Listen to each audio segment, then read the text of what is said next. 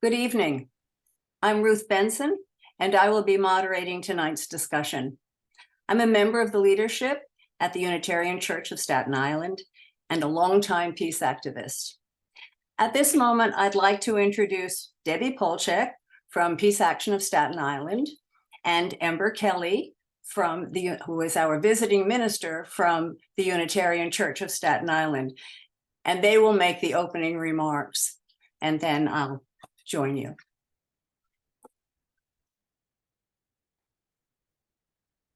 Who goes first?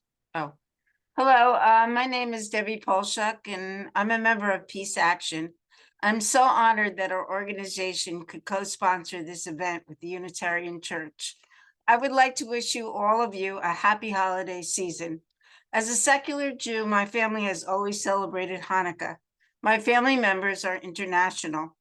My one grandson's father is from El Salvador, and my other grandchildren's father is from India. Hanukkah celebrates the triumph of a guerrilla group, the Maccabees, defeating an occupying imperialist army, the Saracens. We have always discussed the holiday as an example of people fighting back and winning against their oppressors. This year, we will talk about our hope that in the future, the working people of Palestine, Israel, can live in peace in an egalitarian state which grants equal social and economic justice and rejects racism and nationalism. Peace Action of Staten Island as an organization is involved in organizing around many different issues that also impact on Palestine. Racism and nationalism are issues that are used by the rulers to divide people and foment war. It is governments that start war. It is working people who suffer and die. If you are anti-Zionist, you are not anti-Semitic. The US and Britain originally set up Israel as a secure base to control oil profits. If you oppose fossil fuel use, you need to organize against war in the Middle East. The 2,000-pound bombs that the Israelis are dropping are financed by and made in the US as part of the $3.8 billion in military aid to Israel. President Biden this year signed the US budget, which allotted $816.7 billion to the Defense Department, the largest military allotment in US history. Peace Action of Staten Island is a local group that tries to involve Staten Islanders in not only discussing peace, but acting upon it on the local level. I joined Peace Action to organize against the war in Iraq. We also discuss and demonstrate about issues such as healthcare and police brutality. Recently, we have demonstrated to counteract the distracting racist lies of the politicians that blame immigrants for budget cutbacks. On Wednesdays, with the support of the Democratic Socialists of America of Staten Island, we are demonstrating and handing out informational leaflets against the war in Palestine from 5 p.m. to 6:30 p.m. at the Manhattan Ferry Terminal, outside and in. Please contact us if you are interested in finding out about our organization or joining our demonstrations. I will put contact information in the chat. Thank you again to the Unitarian Church for hosting this very, very important meeting.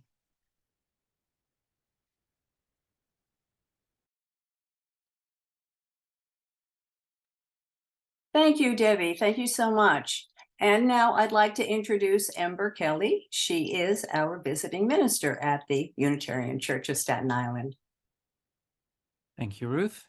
Thank you all for being here for what I feel is a really vital and important conversation for us to be having tonight. As mentioned, my name is Ember Kelly, and I'm the visiting minister here at the Unitarian Church of Staten Island. And I'm honored to welcome you into the space on behalf of the Unitarian Church of Staten Island. Our congregation is passionate about the work of justice, and part of that work of justice is engaging in important conversations, whether that's our founders' work on abolition, or more recently, our work in recognizing publicly how Black Lives Matter and what that means in our commitments. I've watched the congregation in my time with them engage in complicated conversations, in particular in these last few months, has been engaging in conversations about Palestine and Israel. And I've been moved by the desire of the congregation to work for real lasting peace that actually examines the broader issues and understands the situations happening. I believe that this conversation tonight is an important part of that peace work. When I started writing this introduction, the ceasefire seemed as if it might hold for longer, and I prepared myself to consider how I might use that in my words. Instead, I'm reading of plans to continue and actively starting to move the war south, where Israel had previously demanded civilians to head for safety.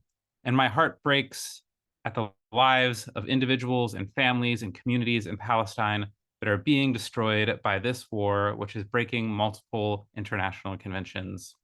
We must speak up. We must have these tough conversations about how we got to this moment, and we must do the work of waging peace. Thank you all for being here.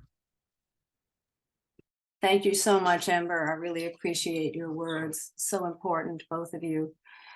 So welcome to tonight's discussion, which will anchor calls for ceasefire in personal experience and in historical fact. Our aim is to provide context to the current conflict in Israel and Palestine, which did not begin on October 7th, but which has roots that go back to 1948 and well before. Before I introduce our panelists, I'd like to make a brief statement on behalf of the congregation of the Unitarian Church of Staten Island. As Unitarian Universalists, we do not embrace a creed. Instead, we have 7 principles that guide our lives. The first one calls upon us to affirm and promote the inherent worth and dignity of all people. I would like to say for myself and on behalf of our congregation that every precious life that was lost, everyone who was brutalized starting on October 7th until today, every one of those lives was and is precious, and we mourn them all. Tonight, we have 3 wonderful speakers who will join us in providing some much needed context for the so-called war on Hamas, which we see as a war on the people of Gaza. Roxanne Mustafa is a Palestinian-American civil, social justice, and human rights advocate and activist. She is the mother of 2 teenage boys on Staten Island and was born and raised by proud Palestinian immigrants who have called Brooklyn their home for over 50 years. Roxanne has family all over the Palestinian diaspora and as well in occupied Palestine. Sarah Rachel Walters is a Jewish American who has been involved in social justice for the last 40 years. She is a member of Jewish Voice for Peace. She has lived on Staten Island since 1985 and is a graduate of CUNY. Ghanim Khalil is a student of history and a military veteran of the United States Marine Corps and the New York Army National Guard. His interest is in Islamic-Western relations. And so, Roxanne, why don't we start with you? Thank you, Ruth, and hello, everyone. Thank you to the organizations that invited me here to speak. I am so privileged to be among you and in this audience.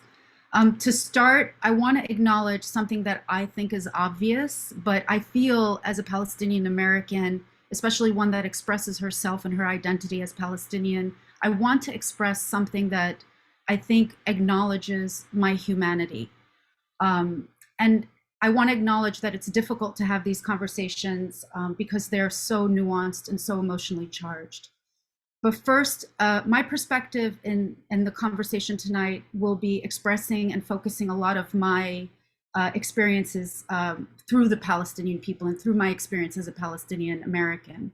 I feel like we have not been humanized in the Western world, in the Western media. You may disagree with that, but it is my experience, and it is the experience of many Palestinians. These are my people. I have a kinship with them. and I have a desire to humanize them. But as a human being, I want to also acknowledge how deeply affected I was by the attack on October 7th amongst civilian Israelis, and how distressed I was by the many deaths that we heard in the news, and then the slow reveal of what might have happened. I'm incredibly relieved that the hostages, at least a portion of them, have been returned, and I'm praying for the safe return of the remaining hostages. And I also feel such a deep sense of grief for the families that have lost so much. My heart goes out to anyone who might have been directly affected from this. None of what I'm about to discuss is the idea that we have an acceptance of murder and violence, or that that's the answer. As a matter of fact, I actually believe that there is no military solution to this problem. Although I deeply respect the right of any people to defend themselves or resist occupation, that doesn't mean I agree or condone with their methods. And this is why I appreciate my freedom as an American to be able to discuss these in the nuance that they have, and align myself with the values that I have as a human being and that we all share as Americans. I guess I want to talk to you a little bit about my family. In the little bit of time that I have, I want to leave ample time for the rest of the speakers. But very quickly, my family dates back multiple generations in Palestine, what is now known as the West Bank. When I say multiple generations, in our oral experience, I'm talking at least 10 to 12 generations. We speak very vividly about our great-grandparents and our ancestors. They're a part of our construct of our history very, very vividly. My mother's from a small town called Kufr Malik. It is near a very large water spring called Ain Samia. It's considered to be some of the strongest and the purest in the region. Kufr Malik has a very high mountaintop also, where my khalti muftiya, the oldest aunt on my mother's side, lives.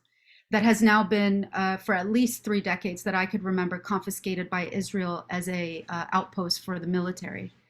And around it, a settlement has grown, the settlement of Ofra. So Ofra now sits alongside of Kufr Malik as it's kind of encroaching on its borders slowly over time.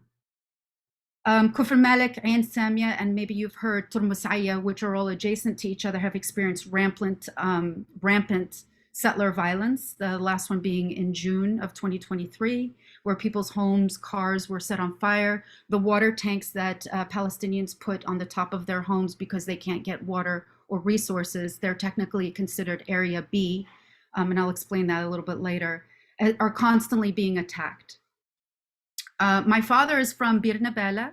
The famous Oslo Accords, which allegedly gave Palestinians land, Bir Nabela was divided into Area B and C. Area B being joint custody and only civil matters residing to the Palestinian people, and the rest of the matters residing to Israel. 85% of Bir Nabela is Area B. The remaining 15% is Area C, which means it's completely Israeli. And Israel has confiscated that land to create an industrial zone, and there's a large portion of Bir Nabela that is where the famous West Bank Wall is. Both of the tribes of my family are vast. I have a lot of family in other countries like Brazil, America, Canada, the Emirates. But the majority of my cousins, my first cousins and my aunts, are still in occupied Palestine. And just a little bit about myself before I pass the baton over. Growing up in America as a child, I always felt my sense of otherness. My mom described me as a very curious and questioning child, but I was always struggling to reconcile the world around me. In college, I double majored in politics and music, and I minored in religion. So you could see I was always trying to figure out the world from a humanist point of view. I was also trying to reconcile the anecdotal history of my grandparents and my parents, the stories of the Ottoman Empire, the stories of the British occupation or the British Mandate, to the Israeli occupation and to the present day, with what I was reading in history books. It was constantly cognitive dissonance, if you will. But the stories of my grandparents were one always of coexistence and religious tolerance. I grew up with these stories. So for us, the idea of a historic Palestine was about coexistence and religious tolerance for all Abrahamic religions. My grandparents felt a sense of ownership of the land, that the ideas of nation states of the Western world really didn't gel with this new fledgling autonomous nation called Palestine. We didn't think of it as borders. My grandparents would often say it was open to all. It is why Palestine accepted so many refugees from European anti-Semitism and then eventually the Holocaust. These memories stay close with me. Often my grandparents are deceased, but I often think of historic Palestine through their lens. Quickly, when I was in college, I wanted to follow the footsteps of Edward Said. He was a magnificent scholar who reconciled the East and the West in a way with language that was new to me in the 90s. And then when the biography of Malcolm X came out, Spike Lee's famous movie, and I kind of inhaled the biography after that, Spike Lee discussed America through the lens of colonialism and Islam and how to reconcile the two. And it resonated with me. It made sense. It inspired an awakening in me.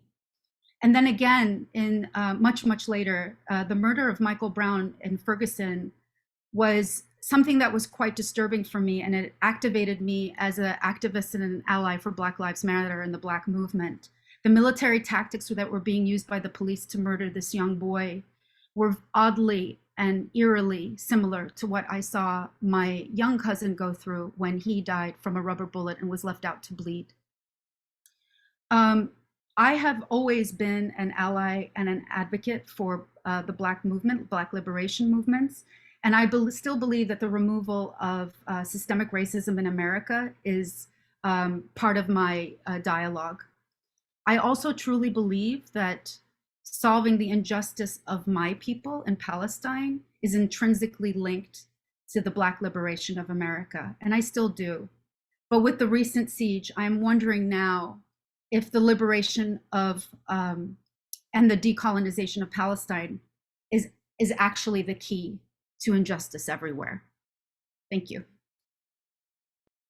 Thank you. Thank you so much, Roxanne. That was so touching and so informative. Thank you. And so now, Sarah Rachel, you are up next. So, well, thank you very much for having me, and I'm very honored to be on with my fellow panelists, Roxanne and Ghanim. Thank you all for coming. I have a very different kind of story. I'm a product of the 60s. I was a flower child, a participant in Woodstock. And, I was very angered and disgusted after the assassinations of Bobby Kennedy and Martin Luther King. And I became an anti-war activist against the war in Vietnam. And I went to many protests in Washington, D.C. almost every week, walking arm in arm with Father Daniel Berrigan and so many others, weeks on end. And so I did a deep dive into U.S. foreign policy.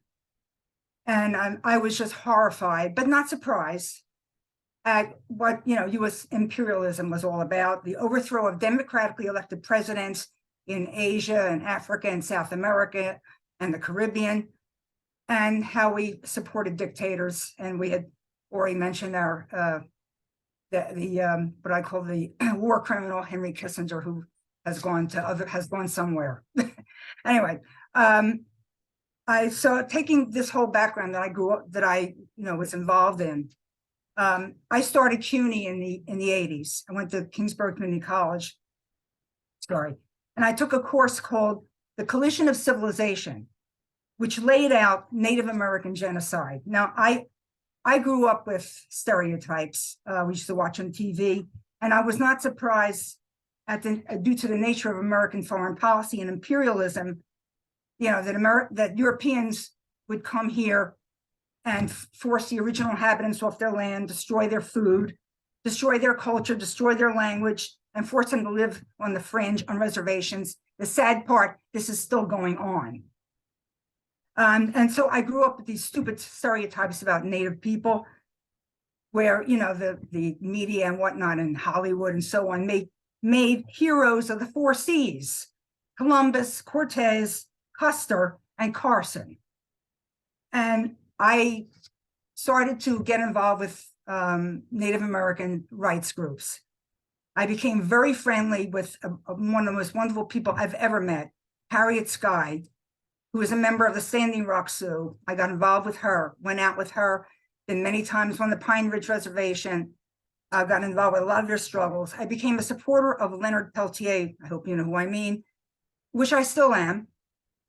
And then I became very entwined with the Navajo. I spent many summers on the Navajo Reservation, got to know them very intimately, especially one family who adopted me 30 years ago, gave me a Navajo name.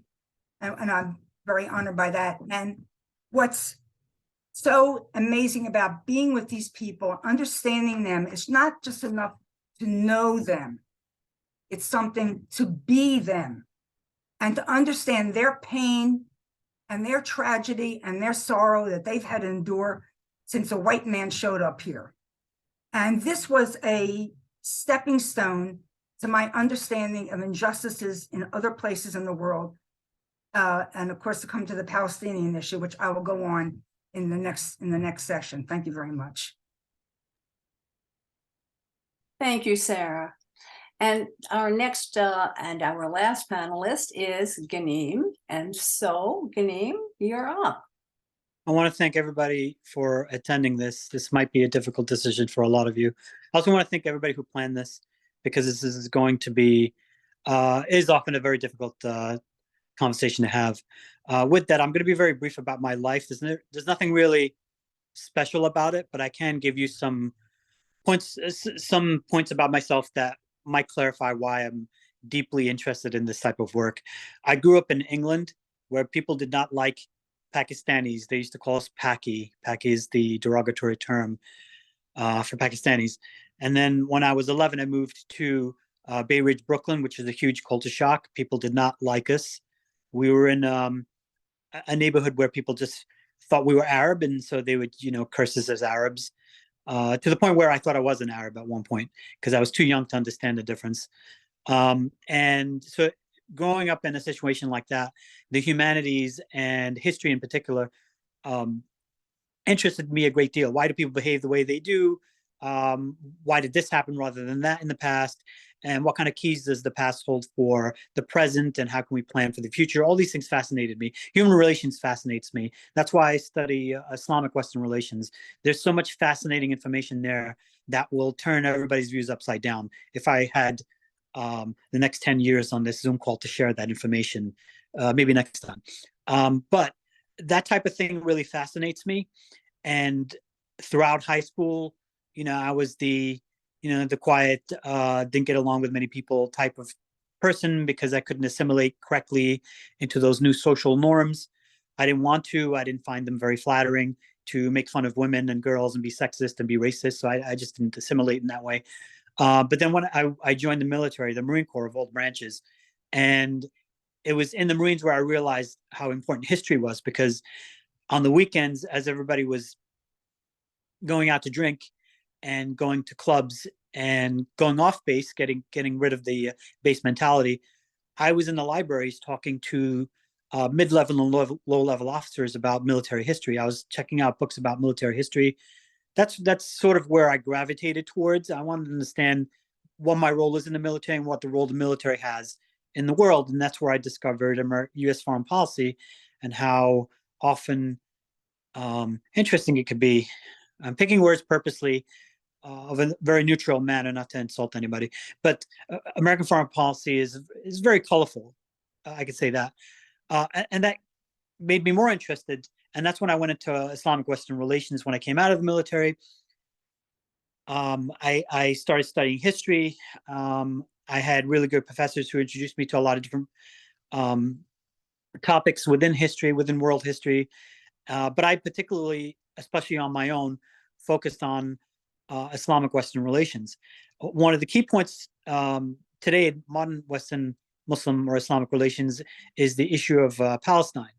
And I'm not Palestinian, but I am human, and Jews, Muslims, and Christians who live there are also human. So I studied the conflict, was not satisfied with the rudimentary material that was out there. So I did in-depth studies from various authors. So everything that I'm going to say when we get into the meat of the subject today is 90% of it is from Jewish and Israeli historians and scholars. The other 10% is from human rights organizations, well established, declassified British documents, declassified American documents that clarify what happened in 1948 in Palestine, the creation of Israel, and decades following, and also from diaries and private correspondence of key players, both Israeli and Jewish and American and British. So that's where that 10% comes from. But most of my talk is going to be 90% Israeli and Jewish scholarship, because I want to demonstrate that Jews don't think in one way, neither do Muslims, neither do Christians, neither do atheists. Nobody really thinks in a monolithic way, the whole group. So I hope that you will find some of the historical context that I'm willing to share helpful, so that you can understand currently what's going on today. Thank you, Ruth. Thank you, Ghanim. Thank you so much. So yes, we're going to have a discussion among the panelists in this section. So they will be addressing a term that has been stirring up some controversy during these ongoing protests calling for ceasefire. And the term is settler colonialism. I was surprised to see an article on the homepage of the New York Times digital edition this morning about the solid support in Ireland for the people of Palestine. They liken the founding of Israel to their history of British colonialism and the cycle of violence that resulted in 30 years of ethno-nationalist conflict in what the Irish call the Troubles. Ghanim will provide the history of the result of the overthrow of the British mandate and the result that resulted in the Nakba. Sarah will explore the similarities she saw in the expulsion of the people of Native American nations from their land with the advent of European settlers. And Roxanne will address living under the control of the occupying oppressor. Sarah, would you begin with your experience with Native peoples? And then from there, we can segue to the history of the Nakba, and then Roxanne's perspective as a Palestinian with relatives living under oppression. So go ahead. Thank you, Sarah. Okay, sure. Thank you. Well, I had mentioned quite a bit before how I got involved in this and how much it kind of laid the groundwork for my social justice work, because I had started dealing with other injustices. I got involved with the Tibetan issue and the Chinese overrunning their, running their land and getting rid of the Dalai Lama and so on and so forth.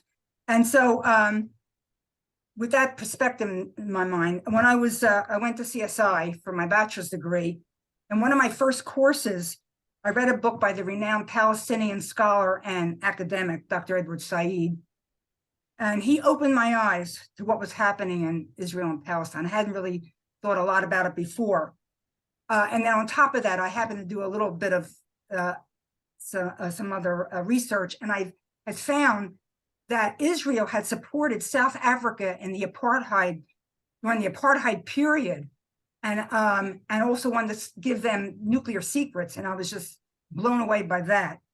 And I was just trying to understand and try to understand, and I was disgusted at to know and to try to understand. Sorry, I keep saying understanding how the Jewish community coming out of Europe and Russia, living on the fringe of Christian society for centuries, with one foot in the grave, how they were treated like the other, the less, the whatever, scum and whatever was, could go to Palestine and turn around and treat people who were already living there the same way that they were treated.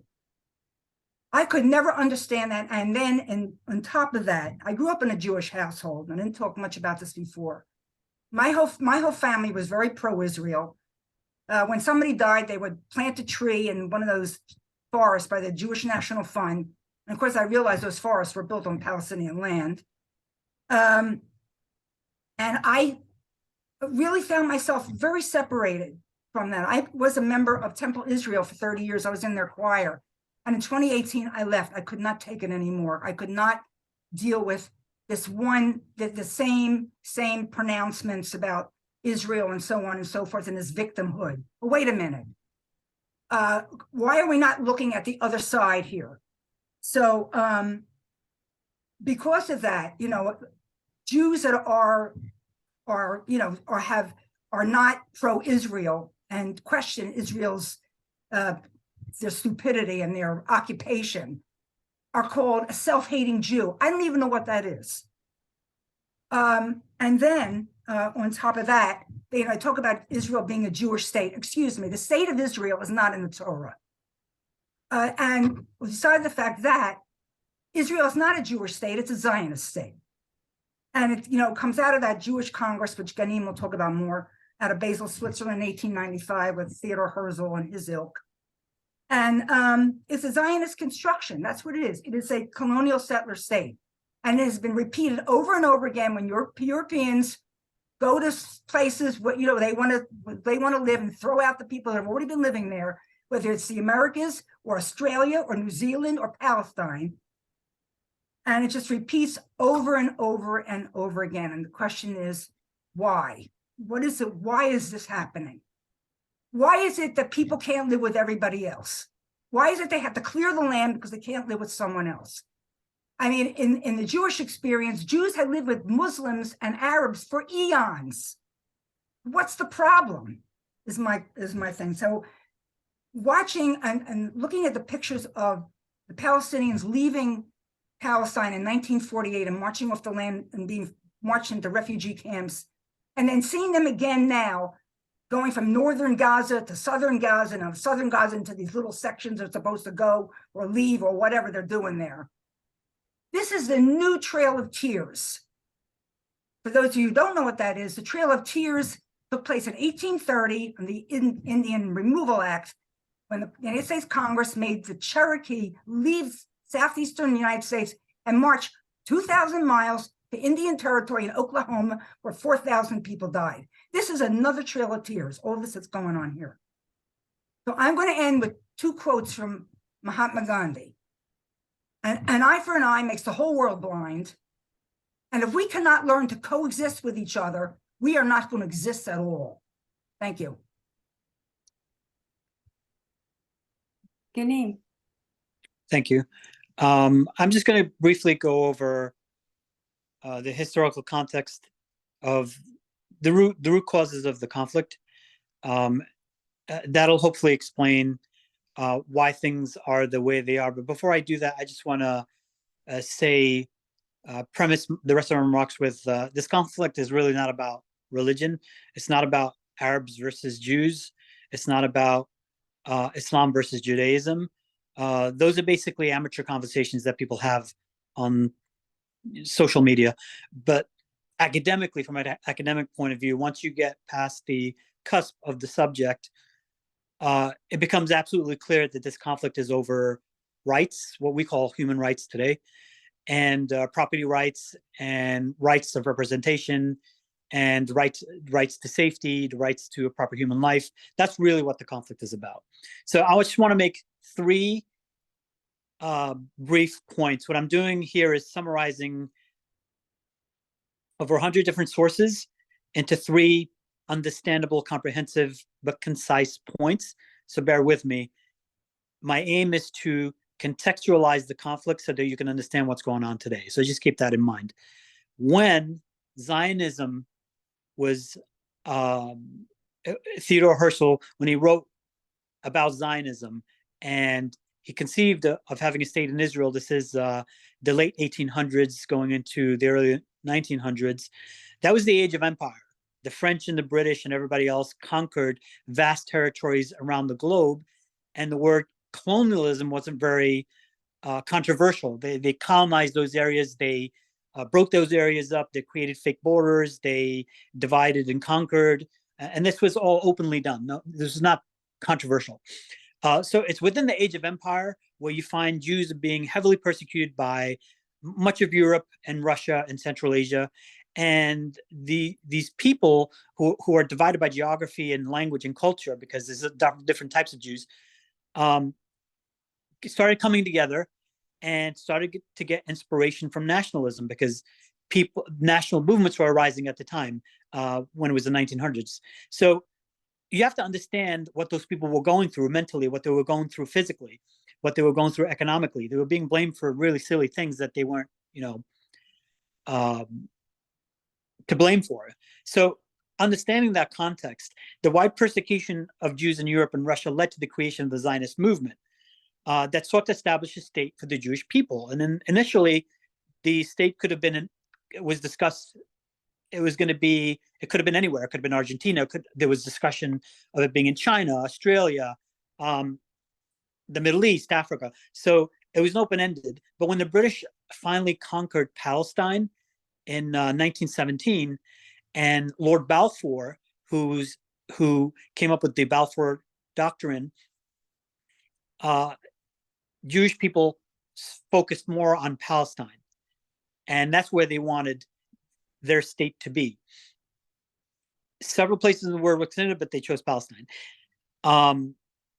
That Balfour Declaration officially declared the founding of a Jewish homeland in Palestine, with indifference to the indigenous population, of Palestinian Arabs and Christians and Muslims. So at that time, 94% of the people living there were Arabs, and the rest were Jews there. A lot of them Jews there for centuries, and a lot of them coming as early as 1905, making Aliyah there, or transitioning to Palestine. So you got 94% of the indigenous people who are being completely ignored by the British. The Balfour Declaration declared that there was going to be a Jewish homeland there, and that the Jews were going to have political power, but everybody else would be represented, but they wouldn't have political power. So in other words, the Jews could get a state, but everybody else didn't have the permission to have their own state or be politically represented. The word Arabs and Palestinians in that entire 40-page document, the Balfour Declaration is 40 pages, it doesn't even mention Palestinian or Arabs. So that's the degree of indifference that the Balfour Declaration had when it came to the indigenous population there. 1917 is when that conflict really begins, because the Palestinians realized that their land was being stolen by force with the help of the British and the Zionist movement, which was highly organized. So after that, the League of Nations came into being after World War I. They also sided with the Balfour Declaration and added more points of support for a Jewish state, and also treated Palestinians and Arabs living in Palestine as people that are a nuisance. They're not really going to be a problem. We could do whatever we want to do. So it's the same thing that happened in Egypt, same thing that happened in India, same thing that the French did in Algeria. It's not going to be a problem. We can create a state here. No big deal. Obviously, it did become a big deal. British Prime Minister David Lloyd George, who was the Prime Minister in 1917, actually called the capture of Jerusalem a Christmas present for the British people. Now, anybody who studies the history of that period, 1917, and the Balfour Declaration, knows that the British at the time did not like Jews. They wanted to get rid of their own Jews, and they supported other European nations to get rid of their Jews. So their agenda really was to get rid of Jews from Europe. And Palestine was the place that Zionists wanted. So they sort of worked with the Zionists to create a Jewish state there. But at the time, it was called the Jewish Agency. Then you forward to how Palestine was slowly colonized. So under the British Mandate, which lasted from 1917 to 1948, the British worked with the Zionist movement to colonize Palestine, actively working against the security and the interests of the Palestinians. The Palestinians were not really permitted to represent themselves politically, while the British fully recognized the Jewish Agency, which was the political face of Zionism. This eventually led to internal conflict between all parties involved, right? Obviously. And in the 1930s, when colonization became evidently problematic, the Arabs were revolting because they didn't have proper representation. They knew what was going on to their country. All the industrial parts that were being built up in the Jewish areas. So those areas that, along the port and on the coast, were being built up and industrialized, and the Palestinians realized what was going on. And of course, they were communicating with other Arab states that were also colonized. So what the French were doing in Syria and Algeria, what was happening in India, they knew what was going on, and the same thing was going on in Palestine. So eventually, there was a hot conflict going on between the British and the Zionists and the Arabs and the British, triangular type of conflict. So when this became a problem, after World War II, the British retreated from Palestine and gave the problem over to the newly formed UN. But the newly formed UN, 5 of those countries were pro-Zionist countries. So you had Britain, England, France, very pro-Zionist, and they continued that policy. So we often hear about the partition plan. So the UN created this partition plan, but they gave the minority the majority of the land. And the majority people were expected not to be politically represented, and at the same time move from some of their areas to other areas. So basically it was like an uprooting of Palestinian people, their culture, just to make room for this new state. It was during this upheaval that later Israeli prime ministers continued this trend of settler colonialism, the term that was introduced in the beginning. I should mention that several of the Israeli prime ministers were part of what the British, Palestinian, and now European scholars and American scholars call terrorist groups. So they were leading these terrorist groups and murdering people, bombing people who didn't agree with them. And they targeted the British. The most famous bombing was the King David Hotel bombing. So a lot of the prime ministers were in these terrorist groups. But after 1948, these terrorist groups merged together and became the IDF, the Israeli Defense Forces. The reason why that's important to know is because you have terrorist groups merging into a singular national state, becoming the military. So their attitude was transferred from being militias to becoming a regular official army. And that's what made it very easy for them to ethnically cleanse over 700,000 Palestinians from their territory. And that is the second root of the conflict. The first root was the Balfour Declaration. The second root was the actual ethnic cleansing of Palestinians from their land. The third point I want to make is much of the West and the USSR recognized Israel immediately. France recognized Israel fairly quickly. As Israel continued to expand its settlements, usurp more Palestinian territory, and prevent Palestinians from attaining their rights. So decade after decade, Israel continued to expand its territory and power over the Palestinians. The Palestinians revolted in different ways. None of them were actually successful. The Palestinians have resisted in several ways, including nonviolent resistance, legal appeals to the international community, and through militant movements that arise out of the conditions created by Israeli war crimes. There was no Hezbollah before the Israeli invasion of Lebanon. Hezbollah is the group in Lebanon. There was no Hamas, until the first Intifada. So things happen, and then these groups are created. So these groups came out of war crimes, land theft, occupation, discrimination, constant cycle of violence that they had to deal with.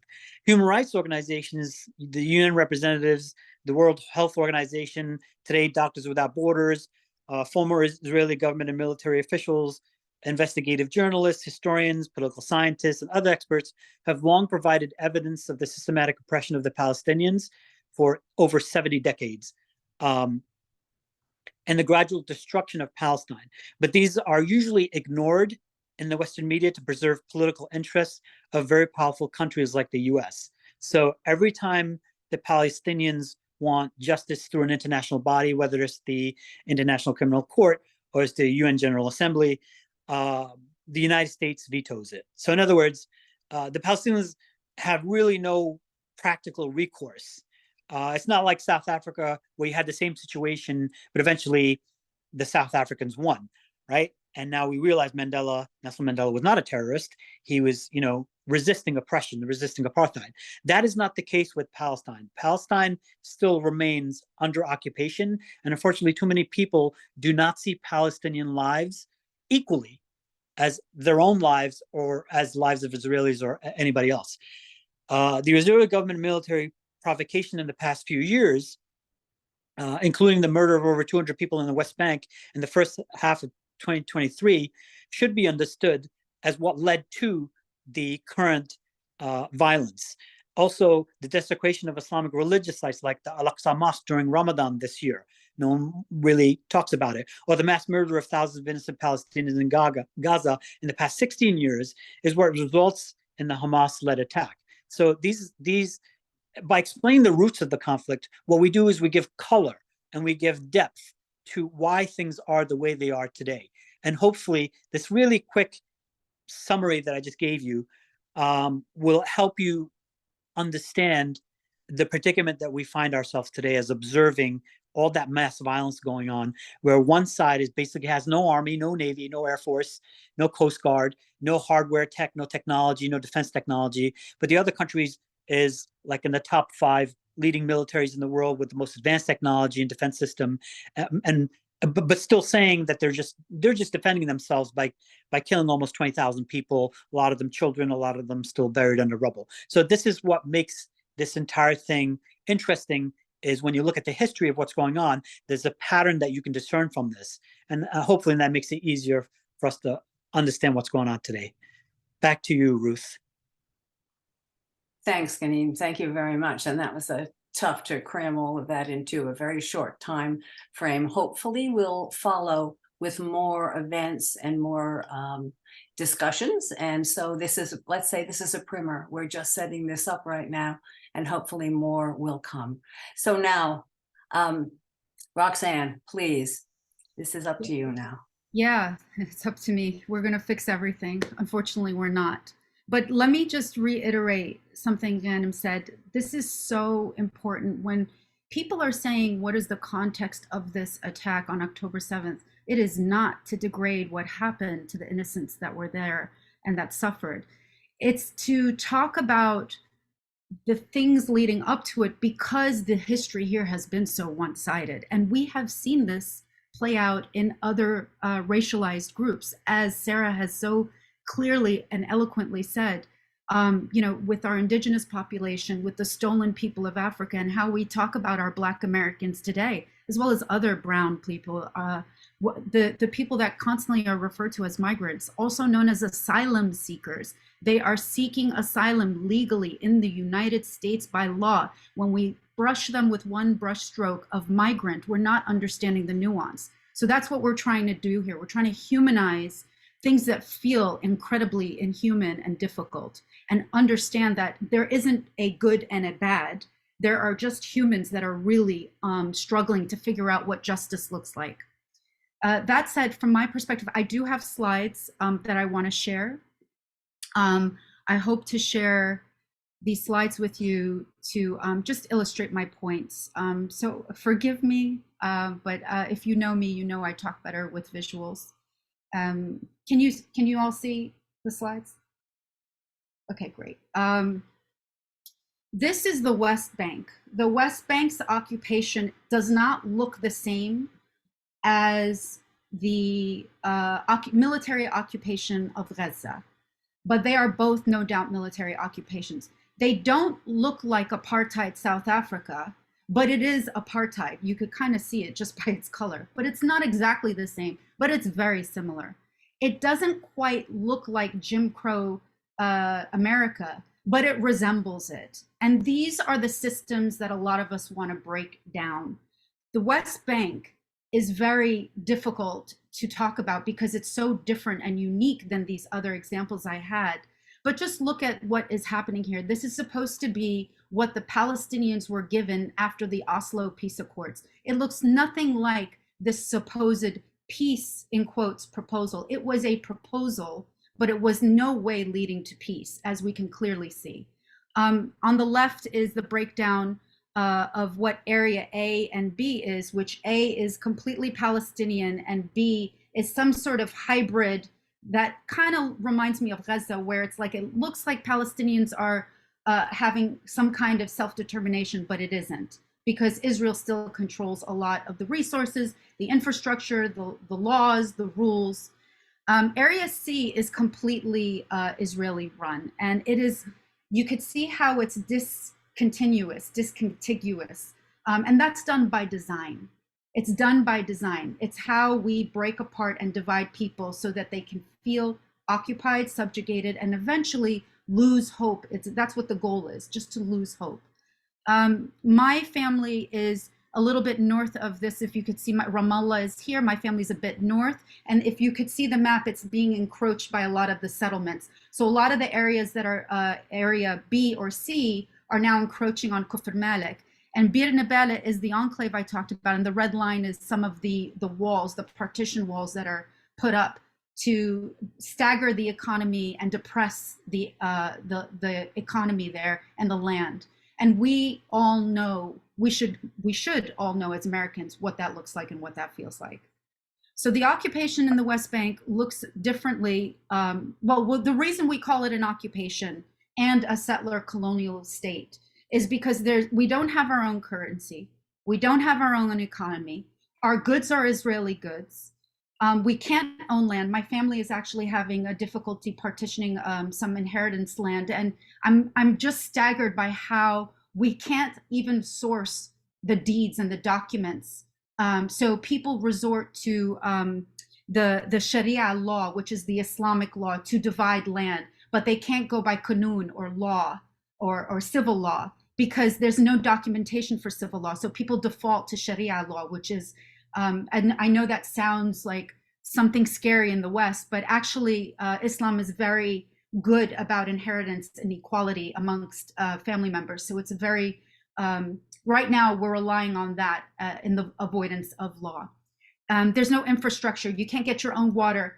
The litter in the West Bank staggered me when I was there in November of last year, just about a year today. Just the litter, and you know, our sort of minds would go to, oh, these people are so dirty.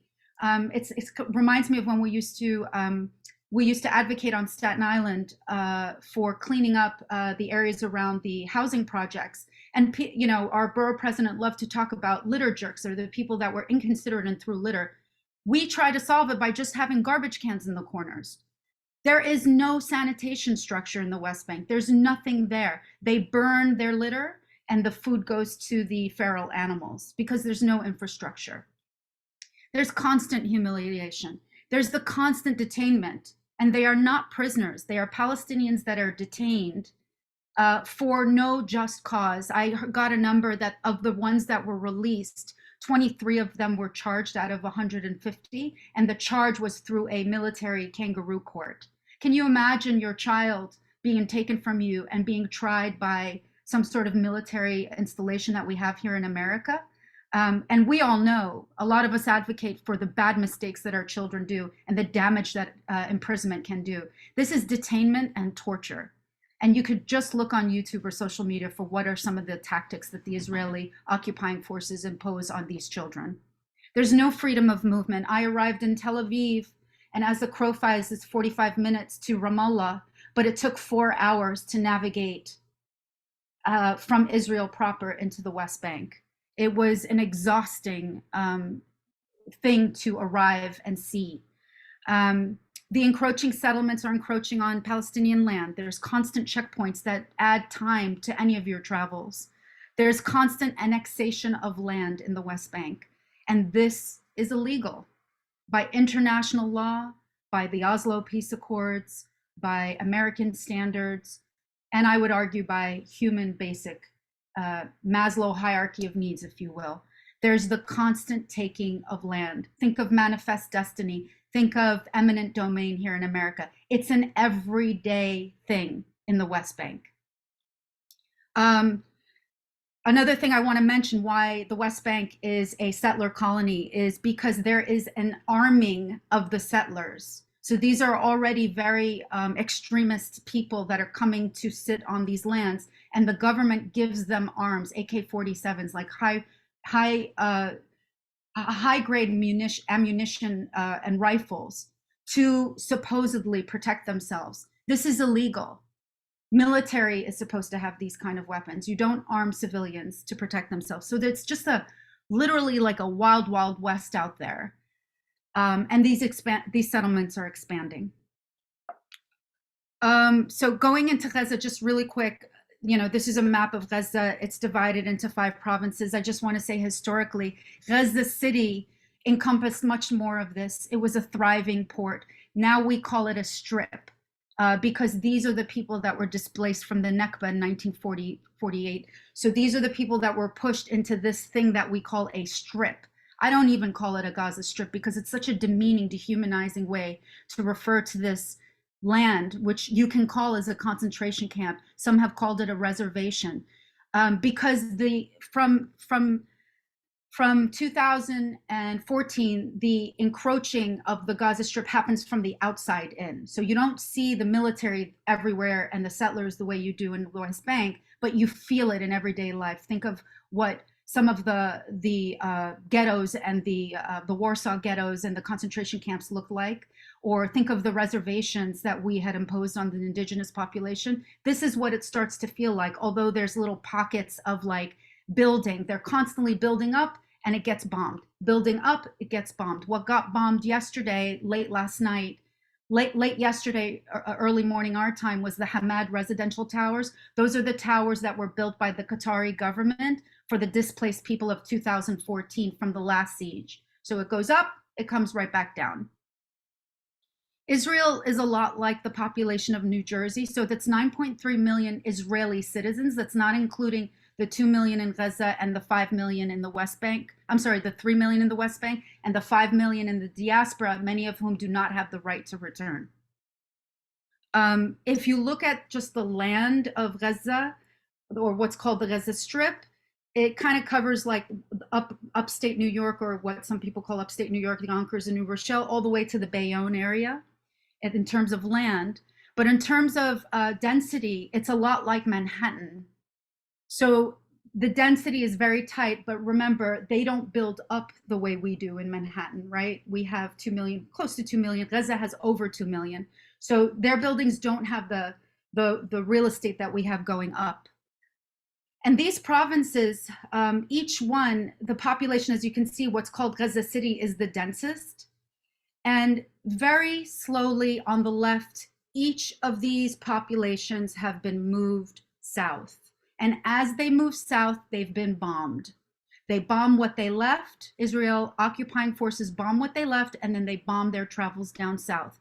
They've also bombed several areas in the Rafah. The Rafah crossing is a very just crazy place right now. It's incredible what we see. So think of that 1.8 or that density of Manhattan moving to a area that I think would be like the North Shore, like Port Richmond, and a thin strip going down to, I would say, maybe Midland Beach, that thin area. That's where they're all being pushed to. And on the right, the last flyers that were given out from my very close friends that are there, that are in Khan Yunis right now. Khan Yunis right now is being bombed, right now as we speak. And that is where the Israeli forces told the people to go. In their humanistic endeavors to inform them of what's happening, they tell them to leave, and then they bomb where they're going, and they bomb where they're coming from, and they bomb the routes. So this is very perplexing for me, what's happening. On the right, well, there was a pamphlet that was given last night telling the people in Khan Yunis, where they were originally told to go from Gaza City in North Gaza, which, by the way, the militant forces are still fighting the Israeli forces. There's still a stronghold in North Gaza. So the fighting is continuing while the civilians are being bombed. So my question is, why can't you just fight Hamas in the north and leave the people alone? I don't know the answer to that, although I think if I look deep in my heart, it is a very dark answer that I don't want to deal with right now, although Palestinians do deal with it, and they do know what's happening. And I'm going to kind of show you a testimony in a second. But right now in Khan Yunis, the flyers that are being dropped are telling people to go to the south. And there's a barcode. Some of this feels very sinister and almost funny if it wasn't so dark. And the barcode is being used to plot where they are so that on the behest of the West, Israel can be more accountable for who and what it's bombing. We say the term indiscriminate bombing has been happening, but it isn't indiscriminate. It has been very targeted. If you talk to Hamas, if you're related to Hamas, they bomb the entire building. If Hamas entered a hospital at one point, the whole hospital is bombed. So these coordinates now on the right are how Israel is tracking individuals and how they say they will be accountable to some of the casualties that they've been calling collateral damage. This is what Ghanim's talking about, like a lot of these, the Gaza siege and the blockade started in 2004, 2008. And we talk about the numbers. I don't even want to, these are human beings. The purple is the Israeli fatalities and the orange is Palestinian. And of course it's disproportionate. We all understand that. This is not the point of this. The point of this is that there have been 4 and now 5 sieges. And what has that gotten us? What has that gotten us as Americans, as Israelis? Even Israelis are questioning, Benjamin Netanyahu. What are you doing for us in terms of security? How are we any more secure with these sieges that have happened? But as a Palestinian-American, it just pains me to see the children and the women that have suffered this casualty. And then this is finally, I think you'll hear this. This is the last report to come out of this Instagram. The young people of Gaza are the ones that are reporting to us what's happening. And this is what's happening for her. I hope you could hear it. This is happening now. This is the sky of Khan Yunis. I'm now in the south. I'm in Khan Yunis. They're lightening the sky. We know, and you know if you're following me before, that this lights means that they will target this place or this area during the night. I've lived this before. I've lived all these lightnings before. I lived this sound, if you hear it, before in the north. They told us to move to the south to be safe. Now I'm in the south. Where to go? Tell me where to go. I need the Israeli army to tell us either where to go or to tell the world the truth, that they are pushing us to go outside Gaza Strip because they want to take over Gaza as they took over Palestine before. Tell the world, Israel, that you don't want us and you want the whole land. Tell the world that this is a Nakba like 1948. And you want to throw us to the diaspora. Tell the world.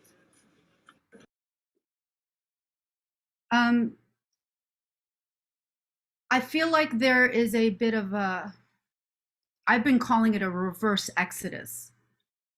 The people are being pushed to the desert right now. And I think the way I want to close my segment is, where have we seen this before? What does this look like? And no matter where you stand on this issue, how do you justify just that reverse exodus? How, like, what are the rationale? Is it about morality? Is it about legal frameworks? Is it about emotion? Is it about anger? Just think about what we as Americans enjoy and why we would condone that happening. What are the circumstances that allow us to have that happen, pushing an entire population of 2 million people to the desert? And what upsets me or disturbs me is that these are the things that I would remember and hear about in ancient times. You know, even colonization feels like a distant history lesson to me, but it's happening in real time. So to bring it back to some of the things that Sarah said, what would we do if we had this consciousness now to our indigenous population as Americans? Would we say, oh, this is just the way it is, and these are the systems we have to work upon? Or would we as activists, as advocates, as human rights watch, as religious people, Or just as simply as Americans, would we try to do something to break the system? Or does your heart justifies this as a just cause? And I would implore anyone who thinks that there's justification to this to really just look at these people right now that are about to move and remember that there are children and women that are about to be in tent cities, for sure. No doubt, this will come to a conclusion, and we are allowing it. And if we can sleep at night knowing that that's happening. Thank you, Ruth, back to you. Thank you so much, Roxanne. That was chilling. We've quickly covered a lot of territory here, and we want to leave some room for questions, which people can write questions in the chat. You can start writing questions in the chat, and Sally will read them for our panelists to answer. So just one quick follow-up on what we've been talking about, and that is, maybe we could just say a little bit before we go to questions, just a little bit about American politics. And I know a very little bit, because here's the question that I have. How do we reconcile our rock solid support for Israel in the present circumstances? How do we talk about this with friends and family, acquaintances, at work? How do we talk about this? What's the solution? You know, I mean, after what we've just heard and seen, could it even be a one-state solution? A two-state solution seems to be out of the question. Or is it Netanyahu's just reported suggestion to thin the population of Gaza to a minimum, using the pressure of the war and humanitarian crisis to persuade Egypt to allow refugees to flow to other Arab countries and to open up sea routes so that Israel allows mass escape to European and African countries? Ethnic cleansing by other means. Why don't you unmute yourselves and just talk to that for a minute in a group format as easily as you can. I'll try to be super brief. I think the American people come to this place of unequivocal support for Israel because we come from a place of allegiance and allyship, and never again means never again for the Jewish people. And it comes from a place of extreme guilt, and and I'm not going to say it's good or bad. This is the place that it comes from. But I think from our political structure, it comes from a place of, just like many things that have to do with the subjugation of another group of people, the political system, it comes from a place of corporate greed. Mm-hmm. I can add that it comes from statism and nationalism. If you examine how long it took Native Americans to have the legal right and the openness to talk about what happened to their different communities, their different tribes, how long it took centuries, how long it took South Africa for people in America to understand that what was going on in South Africa was immoral and illegal and against reason, how long it took people to understand in New Zealand and Australian Aborigines what they went through. Nationalism is one of those things that shields people from seeing the humanity of other people. These fake, oh, it's my race that matters, it's my language that matters, it's my color that matters. These types of things are what serve as a barrier to seeing the humanity of other people. And that's why I'm not a nationalist. I don't care where I was born. I don't care where my family originally came from. I'm not a nationalist because I want to see everybody as human. And that has immensely helped me throughout my life in empathizing with everybody. It doesn't matter who you are. I think nationalism is part of that, but I just wanted to compliment what Roxanne was saying. Mm-hmm. Yeah. And Sarah, did you want to add anything? You have to unmute yourself. Yes, I do. Sorry about that. That's okay. I mean, a lot of it, the things that come out of the United States is being kind of distorted business, and the disinformation, the misinformation that comes across by the media. Media has a lot to do with what people are taking in, and that's a lot of the problems. And I blame our education system. What are they teaching? I mean, can we get to the truth here, folks? I think in colleges and in lower grades, we need to learn what's really going on. Like I told you, I grew up with these stupid stereotypes, and this has to be disbanded. We got to get to the truth here, wherever it leads. Don't be afraid of it. That's wherever it goes. And that's all I could say. Okay, then I think what we'll do is we'll move on to question and answer. So we're looking for questions, not statements, really. So if you have questions for the panelists, put them into the chat. We already have resources in the chat for you. So there are links to videos that Ghanim supplied. There are suggestions for books that came from all of us.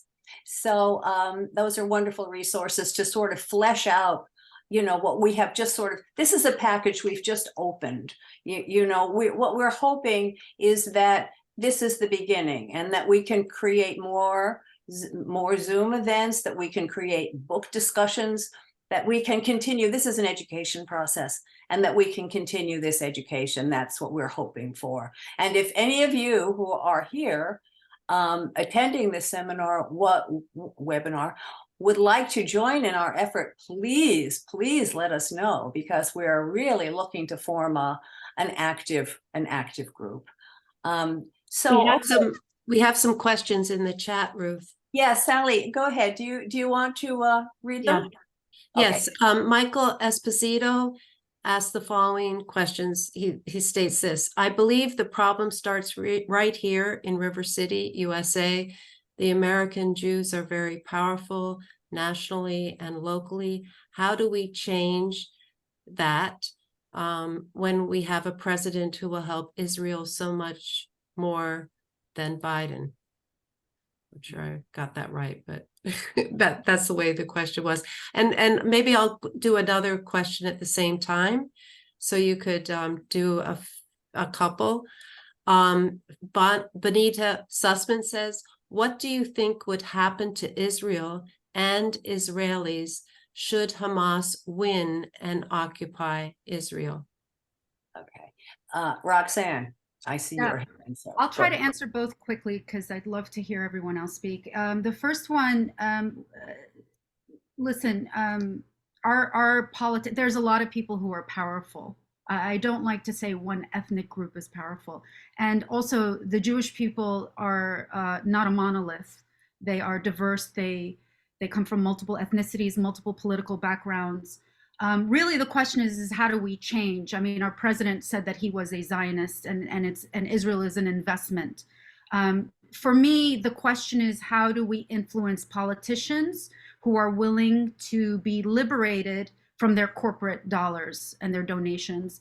And how do we have a policy that reflects American values and Americans first over other national interests? And I think one thing you can do, and this is many things, but one thing I've been thinking a lot about is you must support non-APAC congressional people, just like very simply, and express your discontent with how we are handling the investment of Israel, which is our tax dollars. Many times my tax dollars go to places I don't agree with, and I make sure my elected people know.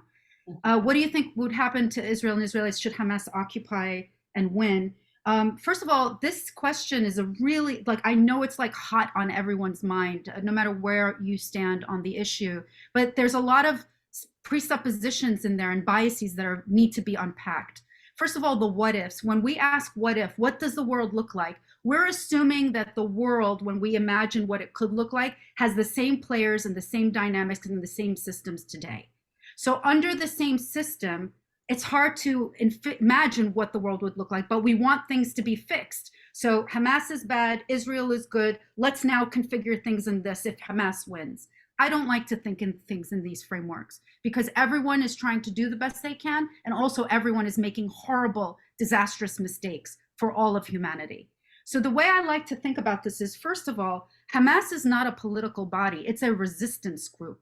We usually don't have resistance groups part of a peace solution. Resistance groups resist occupations or resist colonization. So we don't want, as Palestinians, Hamas to win. We want Hamas to not have to exist. And then secondly, we want the opportunity to govern ourselves and not have the UN, the British, the Israelis, or the Americans tell us who'll lead us. The Palestinian nationalistic, national liberation, not the national, there's a few Palestinian bodies that actually I think represent my values as an American and as Palestinian that I have a lot of hope in. Mustafa Barghouti is one of the most powerful speakers right now. The PLO does not exist. Fatah does not exist. The Palestinian Authority was an extension of PLO, is an Israeli proxy, and Hamas is a militant group. So none of those are in my consideration, and I think many Palestinians would agree. And then the question of like, if Hamas wins and occupies Israel, that's quite an assumption and I challenge us to think about, why do we think that the occupying force would reverse engineer the same systems and methods of control? Did the Black people rise up in America and attack white people? Did the subjugated and segregated South African people mow down the Afrikaans? Did the indigenous people want to kill the white man? Probably that feeling of anger existed, but we don't have a precedent for that in history. So we want humanity to win. We want democracy to win. We want pluralism to win. We don't want just Israel to win or Hamas to win. We want all the people of the region to win. So I challenge us to think about these kind of frameworks and questions in a better way that serves everyone, and not just like this kind of Super Bowl of the issue. Thank you. That's great. Sally. Yeah, there's another question here from Joel Schwartz. Do you think the working class of nations outside of Israel and Palestine could play a role in putting an end to the conflict? And if so, to what extent? Yeah, anybody. They could. It's possible that that can happen, but a lot of things have to happen before that. There has to be a great number of Israelis who understand, who can positively and practically reconcile that the Zionist project has failed. Basically, you can't have two states where one state is beneath the other state and is being discriminated and attacked and oppressed. A lot of people within Israel have already, faced this question for decades and have, really practical solutions, which require Israelis to change the way they think about the Palestinians and to consider a one-state solution. But in whichever direction this goes, it has to be something where all parties have to cooperate with each other, or else there's going to be hostility again. Yeah, absolutely. There's a couple of other questions here too.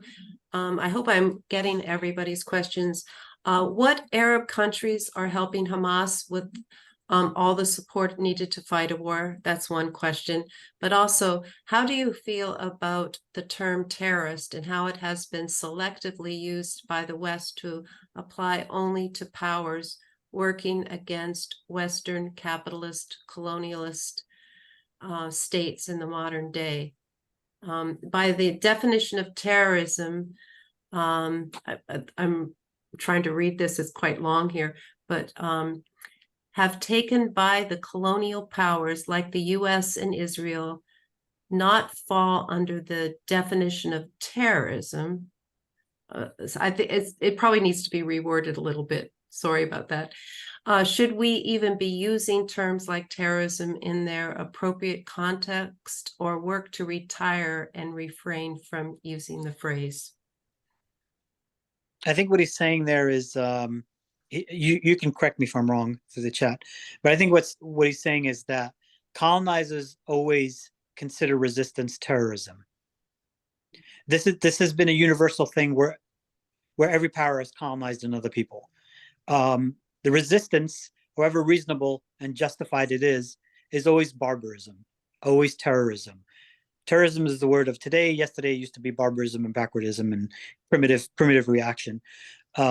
So that definition can be useful if it's applied equally through the cold observation of what's actually going on, rather than this group did it to that group, but a cold reflection, observation of who's doing what's happening and just calling it what it is. The other question about what was it? Making politicians acknowledge Palestine requires to be. No, that was. It was, no, it was- Ghanim, it was what Arab countries are helping Hamas with all the support they needed. They don't get that much help from Egypt. Rats on them and arrests them and confiscates whatever is being smuggled, whether it's food or weapons. Iran openly supports it from an ideological and national point of view, and a moral point of view. The subject of how much Iran gives and how much support it actually does practically on the ground has always been controversial or misunderstood. Lebanon has its own self-interests, which is why it hasn't full-scale intervened yet. Syria has its own problems going on with the economy. They're still suffering from COVID-19 problems we don't think about. They're still suffering from the drought that was happening there, which actually caused the revolution in that country in the beginning. So really, Hamas or the Palestinians don't really get very much help from any of those states. It's a lot of lip service, not much practical on the ground. Let me just add, like, how we don't, like, geopolitics, everyone's Monday morning quarterbacking it. Who the hell is training Hamas? It's a militant group. Who the hell trained the Viet Cong? Who the hell trained, multiple players are involved. I'm not that smart. I studied politics, but I'm not that smart. But one thing we do know is Benjamin Netanyahu supported them financially at one point. That is one thing we can say. Another question. Do you think that the U.S. is trying to support Israel or use Israel to establish their power in the Middle East? This is from Helen Wintrob. This was the view of early historians. They based this view upon private correspondence between Zionists and the British. And when the United States became a superpower after World War II, the United States sort of took over this role. And they would, in their correspondence, they would say that we need an ally there.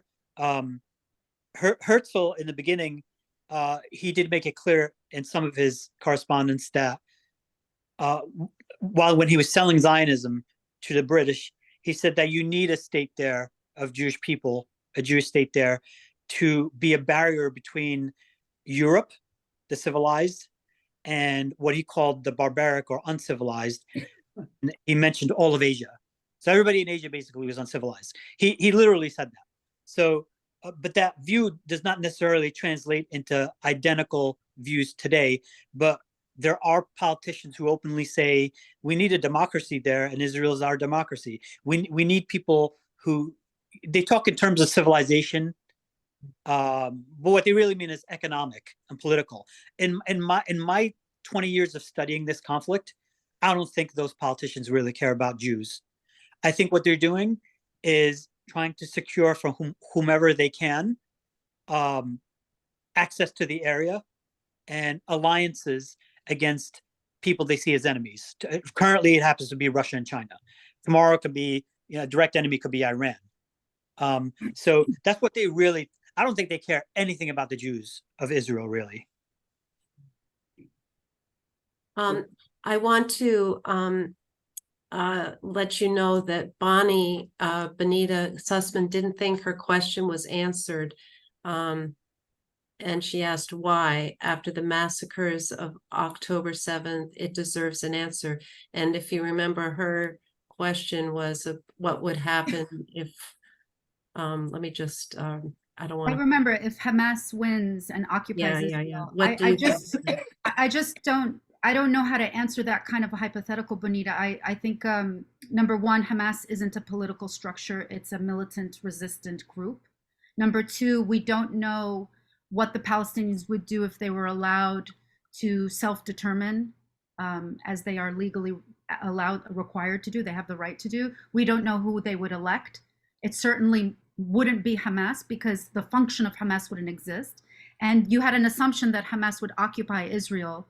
I don't know why you have that assumption, why we are putting these polar opposites together when many of us are advocating, including Palestinians, for a more pluralistic. Some are advocating for a separation of two states. Maybe you're kind of thinking about like Hamas kind of running and occupied Gaza. But we know that I don't know how to answer that. What would be the political body that governs the Palestinian people? Would it be Hamas? Are you assuming that it's Hamas? I'm not. So, and I'm also not assuming that it would occupy Israel because that's an assumption from the occupier that the occupied is going to do what they're doing to us. And I don't know if that's a fair assumption. I'm not sure. Maybe some others can help answer that question. Look, this is like asking, what if Hawaii decided to invade and occupy the United States? Palestine, Hamas, they don't have a navy. They don't have an air force. They don't even have a proper defense system. They don't have proper logistics. They don't have an invasion army. They don't have tanks. They don't have submarines. They're not a nuclear power. They don't have helicopters. They can't even transport enough military into Israel proper, even if they wanted to. So the question itself is premised on an impossibility. And that's why we can't answer it in a logical. I want to add, these kind of like what ifs as an American concern me.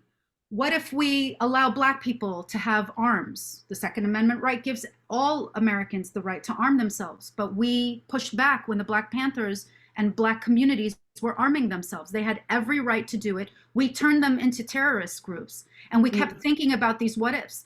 Fred Hampton was murdered in his bed with his sleeping pregnant wife next to him on this like deterrence mindset. So these are very dangerous what ifs, I think. And I want to also add these frameworks, also the framework of the word terrorism. The young people right now that are marching all over the world, and some of us older people like myself, all over the world to reject these kind of frameworks. The frameworks of the like systemic racism or colonial mindsets or some sort of superiority ingrained in our doctrines. The young people are marching all over the world, rejecting this. So at some point, us older folks and the much older folks that are running the world, they're going to need to catch up because these frameworks are a bit moot and outdated. So this terrorist, occupier, colonist, colonizer, people are already rejecting them and they're screaming in the streets that they reject them. And at some point, our political leaders and us as the older people, we're going to need to hear them because they keep deconstructing them and breaking down in far faster rates than we are. These young people are very quick in this. So, and they have information available to them at a much more rapid pace. I call them like little mini robots. They're multitasking and processing these things, and then they're spitting it out and rejecting it unilaterally. So we as like an older generation, I'm a Gen Xer, like we're going to have to catch up because they are going to be the next generation to run things. And either we want to be moot and outdated and kind of dig our heels in and say, these are the frameworks we want to use, or we're going to have to adapt to the modern times. Can I answer the Hamas charter issue? Yeah, Hamas just so let me read the question, Ghanim, okay? So Bertram Plug asked, don't we know what's in the Hamas charter? And I think he's following up on what Benito Sussman was saying. So go ahead. I'm sorry. Between 2006 and 2008, Hamas changed its charter. It formally, something that it promised never to do, formally, officially recognized Israel as its own nation state. And it requested the international body and other Palestinians and Arab states to conform to the idea of creating a Palestinian state along the lines of the 1967 borders. it further disassociated itself permanently from its father group, the Muslim Brotherhood of Egypt. If you understand anything about Hamas, cutting your ties off to the parent organization that inspired you for decades is like saying, we don't need anybody's help. We're gonna make this work on our own terms. And what are their terms? The 1967 borders. They wrote official letters to different states. The one they wrote to President George W. Bush, his administration ignored it because that was not the established Zionist Israeli accepted position.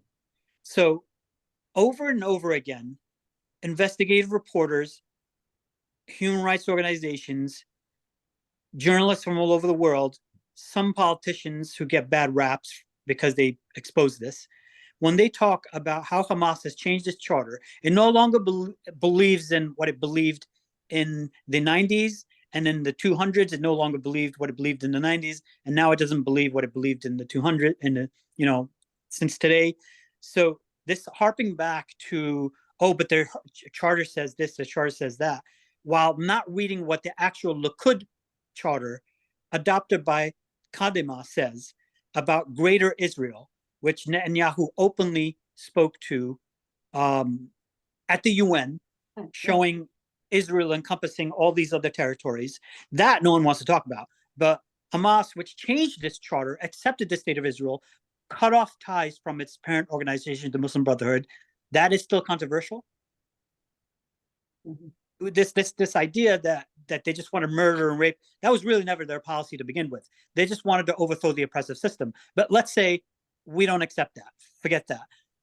Their charter now, their charter since 2008, clearly states that they accept the state of Israel along these lines, along a ceasefire. So as long as everybody, the world community, Israel, everybody, Arab states, helps them create a state along 1967 borders. So that's what's the truth. Yeah. Ghanim, let me ask you something along those lines. The situation with Hamas, oh God, I totally lost. I jumped in here so excited and I totally lost what it was I wanted to say. The incredibly it came back to me. The incredibly heinous attacks that happened on October 7th, which seemed to come out of nowhere. We know now, of course it doesn't. But those attacks, it has been said, and I'm wondering if you have thoughts about this, any of you, in fact, that this was the attempt to push Israel to such an overblown, egregious reaction, to sacrifice the people of Gaza, to make this thing happen so that the world will see what this government of Benjamin Netanyahu is actually all about. That has been floated. What do you think about that? Some people have stated, but it's mostly conjecture. What Hamas has officially stated was that they did not think, they thought they were just going to kidnap people and bring them into Gaza to exchange for prisoners, men, women, and children within Israel. And of course, they were going to meet resistance, and they had weapons on them. So obviously, they're not there just to kidnap people; they're just there to kill people. So, but later, from within Israel, investigative reports from Israel and some military reports and police reports confirmed that they didn't even know that there was a festival there. They were completely shocked that there was a festival there because it was moved last minute and they didn't know. And so we don't really know yet everything that's happening there. So there's their story, there's the story from the Israel side, the official story, then there's the Israeli families and their story, because they were the ones witnessing everything. Yeah. And then the American side story, what they want to reject or accept from either Hamas or Israel. And then there's the story from the international body, like human rights groups, journalists and scholars from different parts of the world. So we have multiple contradictory narratives right now. The smartest thing to do in this situation is to wait until things settle a little bit. Yes. and we can determine with far more accuracy what actually happened, what the intentions were, and everything else that follows. Yeah. One of the things that many of the human rights advocates in the Palestinian circles have been talking about is getting international bodies in Gaza now and encouraging Israel to stop the siege so that international bodies can investigate and also to take the Hamas prisoners that were captured and have them tried immediately. They need to be tried. And that is the world order that we kind of live under, and to ask Israel to participate in this. Because right now I believe, Ghanim, you could correct me, that Israel is not part of the ICC and has also rejected many of the UN resolutions. So just kind of getting Israel as a state to participate in the world order to get justice for those people that have suffered so much on October 7th, and to get real. There's been all sorts of, there's this incredible story about some of the women that run the tanks and patrol the borders, how they saw, there was a dedis by a rabbi, and it was I think a Business Insider article about them knowing and seeing the training and reporting up the ladder of what was happening, but they were sort of dismissed. And we really need to know, is this just like the sort of callousness and the hubris maybe, or maybe even the sexism of the military and mistakes on Gallant's dime, or is it an actual like deference to the information for the purpose of the siege? And we need to investigate that. And I'm one of the few Palestinian people that want those Hamas fighters that were captured to be tried, because that is justice for those people, not to torture them the way the Israelis are doing right now. And it's pretty evidential, because we're not going to get the real story. We need to try them. We need to investigate. Very good. So Ruth, there's a question here about, does everybody know what the ICC is? I think the International Criminal Court, that when we use acronyms, not everybody knows. So just a heads up. There also was, I think we've got everybody's questions. There was a quote that Debbie Polchuk put in the chat. I don't know if you can see it. It was recently, but I think it has to do with Hamas. And it was a quote from the New York Times. Right, Debbie? Yeah. You can actually unmute yourself here. Yeah, basically, the New York Times has quoted, I mean, there's a history of Hamas. It was that Netanyahu said, if you really want to keep Palestine down, not in those words, give your money to Hamas. He said this in the Likud.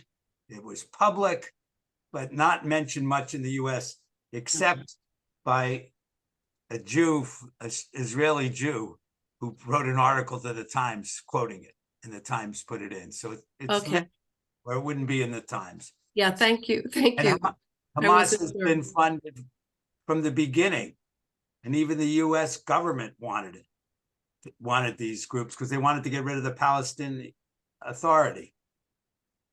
Yeah, thank you. And there's another question here that is relevant for this panel. As a member of CSI student government, how can we effectively educate and mobilize our college community around Palestinian justice? Also, if any panelists are interested in speaking at our college, I would love to assist. And this is Petra Gregory. So Petra, you should put your email in the chat. You can send it to Ruth or to any of the panelists if you don't want to send it to everyone. And we can get in touch with you. But that's a question about what can the college students do? Yeah, and anybody else who wants to get in touch with us, please do put your contact information, and we will get back to you. I saw a question, I don't know where it is now, but there was a question about the money that the United States sends every year of our tax dollars, that 3.8 billion or whatever it is. I don't know. I think that was more of a statement than a question. That's why I didn't read it. Okay, I'm sorry. I thought it was a good thing There to were a lot address. of, yeah, there were a lot of information that participants were putting in the chat. And if you want to save the chat, just to let the participants know, Oh, you can right, do okay. that and get the, you know. I save think it. do I see a hand being raised? Yes, there's a person here wants to speak. Oh, wait, we have to know. Ruth, can we answer the question posed by Yeah. Patrick? Yeah, we have a question now about the college students for the panel, Ruth. Maybe we should. Oh, answer sure, that okay. first. And Helen Weintraub was the person who had the question about the money. Yeah, go ahead. The question about the students. I'll try to answer that. I have two levels to answer that. First, as an American and as a advocate for civil rights, implore your college, especially your CUNY school, to have the freedom of speech, to have the discourse that needs to be had.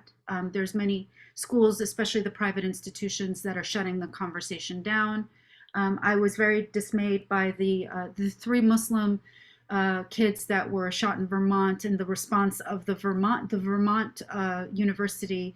It was very disheartening to hear that that shutting down during grief. We need to allow our Jewish brothers and sisters to speak. We need to allow Muslim people to speak, Arabs, Palestinians, the people that are most affected.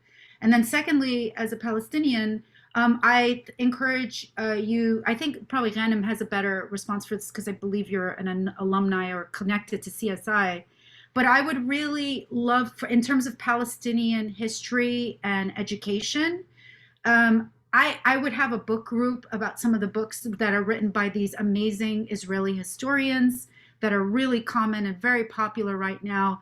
The 100 Years War on Palestine, if you had a book club or followed some TikTok followers, there's this amazing TikTok author named Sims something. I wish I remember their last name if someone knows who I'm talking about. They break down, this author is a phenomenal author of Jewish descent. I don't know how religious they might be, but they're an author. They've written books and they break down the 100 Years War on Palestine chapter by chapter. It's very complex. Having a book club on things like that, maybe following along with TikTok, is my suggestion. Are you talking about Amira Haas? The TikToker? No. Oh, not the I'll find their name. There's another question here, Ruth, that I might have missed, and I apologize. This is from Linda Cohen. What does the common phrase, Palestine will be free from the river to the sea, mean to the speakers here tonight? Who wants to take it? That's a good question. It means an oppression-free Palestine. It does not mean pushing all Jews into the Mediterranean Sea, which is what people think it means for some reason. It means a Palestine where the refugees can return. It means a Palestine where they have equal rights. It means a Palestine where they have their economic and political rights. That's what it means. And we also, I know that we're probably getting ready to wind down, Ruth. Yeah. But we're getting some late questions. Maybe people. Could I just also answer that question from a Palestinian perspective as well? Yeah. From the river to the sea. It's a longing for the Palestine that we think of in our forefathers. This idea of a pluralist, religiously tolerant land that has a responsibility to the land more than the borders. And often when we think of it now, many Palestinians think of a state that accommodates our new neighbors that have immigrated without occupation or supremacy, so that we can have the right of return for our indigenous people, we could have freedom for the occupied people, and we could have security, safety, and religious freedom for our new European Jewish friends, because our indigenous Jewish people were already there. in our eyes, experiencing this pluralistic society. So from the river to the sea envisions a land that is free from any kind of occupation. It was the Romans at one time, the Byzantinians, the Ottomans, the British, the European Jews. And today, when we say that, it is with all our heart that we experience a free land, free of persecution and tyranny and supremacy. I got a question from Terry Troya. It was directed to me, and I assume it was meant for the panel. Is it? I think it's important to read it if it's okay. I know we're getting close to time, so if Hamas accepts the sovereignty of the state of Israel, who rode those motorcycles out of Gaza and tortured and massacred 1,400 Israelis? Who were those people? I saw the burned out kibbutzim. I spoke with survivors. What are you saying, that we don't know what happened? We don't know that people in the sovereign territory of Israel were tortured, raped, and murdered? Is the man who just spoke questioning that he doesn't really know what happened in October 7th? Did I hear this right? Please help me understand what was just said. All right, so that's directed towards me. May I Yes. Yes, go ahead. So what I talked about, we have to be really attentive when we listen to other people. What I said was that Hamas had a plan where it would accept Israel as a state and Palestine as a state along the 1967 borders, and that they made every effort to materialize this politically and through correspondence to different countries, and they were shot down and ignored. That's what I said. I didn't say that Hamas didn't invade Israel and commit the atrocities and the murder that Terry is referencing here. So there's two different things here that are being somehow, for some reason, conflated. What I'm saying is they were willing to cut ties with their parent organization, like I said earlier, which is a huge move if you're Hamas, and settled on a state along 1967 borders. So I'm not saying that I don't know anything that happened on October 7th. What I'm saying is we missed that chance and people ignored it, and that could have been a chance for real peace. You must remember that several of the prime ministers of Israel were directly leading terrorist groups before 1948, and they became military commanders and later became prime ministers of Israel. So if that's possible for the terrorists on that side, then it's completely possible for anyone on any side to put down their arms if they're politically included, and it sounds like a reasonable solution. 1976 is a solution, an idea that's been floated out for a long time, very reasonable solution. So I'm not confusing what happened on October 7th. Of course, what happened there. So you just have to be a little bit more attentive to what I was saying. However, I think that one of the things that you did say, Ghanim, is that when Hamas went in, the intention was to go and secure hostages so that they could be brought back and then used as bargaining chips in a prisoner exchange. And then you said that they were not aware that there was the festival going on there, and that somehow, when they went in, they were armed, and part of what they did was they were killing people. Now, I think that another thing that happened, I think I have read this, is that the other group of I don't even know what to call them, Islamist group, came in on their tail behind them because they now had access to get through the fence, right?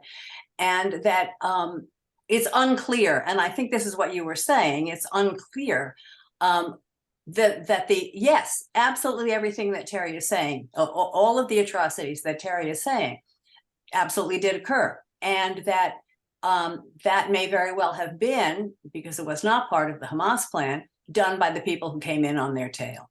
So the other Islamist group that came in not as part of their plan. This is something that I've been reading about. So I know that's a question. And I think that's what you were referencing, is it's unclear at this point exactly what Hamas is responsible for and what other people were responsible for. And so everything has been pinned on Hamas. Not that we're saying that what Hamas did was wonderful, great, and the right thing to do, but that now they're being tarred with the entire brush. That's what I understand.